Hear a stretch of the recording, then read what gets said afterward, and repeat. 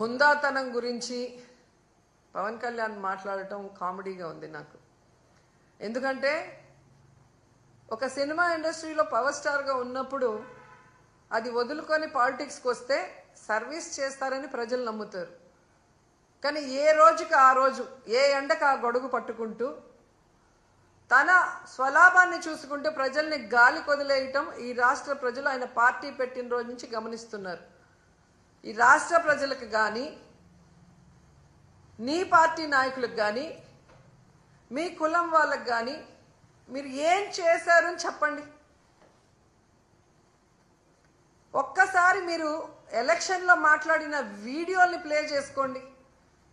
దాంట్లో ఇచ్చిన ఒక్కటైనా ఈరోజు మీరు చేస్తున్నారో మీరు చూడండి. రౌడీల్లాగా అరిచేది మీరు, హుందాతనం లేకుండా జగనన్నని ఏది పడితే అది మాట్లాడేది మీరు. మళ్ళీ మాకు మీరు నీతులు చెప్తా అంటే ఎంతవరకు కరెక్ట్? ఈరోజు గవర్నర్ గారి మీద గౌరవం ఉంది కాబట్టి జగనన్న అసెంబ్లీకి వచ్చారు. వచ్చి వినేసి బయటకు వచ్చాం.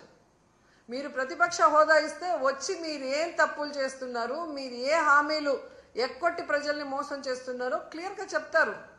జగనన్న చెప్పేది తప్పంటే మీకు టైం ఎక్కువ ఇస్తారు కదా, అప్పుడు నిరూపించుకోండి.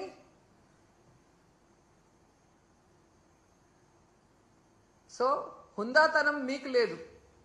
మీకు చంద్రబాబు నాయుడికి హుందాతనం ఉంటే ఈరోజు గౌరవంగా ప్రతిపక్ష హోదా ఇచ్చి లోపలికి పిలిపించుకొని ఈ రాష్ట్ర ప్రజలు గురించి మాట్లాడాలి. అసెంబ్లీ ఇన్ని కోట్లు ఖర్చు పెట్టి ఎందుకు మనం నడిపిస్తున్నాం? చంద్రబాబు నాయుడు, పవన్ కళ్యాణ్ సెల్ఫ్ డబ్బా కొట్టుకుంటుంటే చూసి వినటానికి కాదు కదా.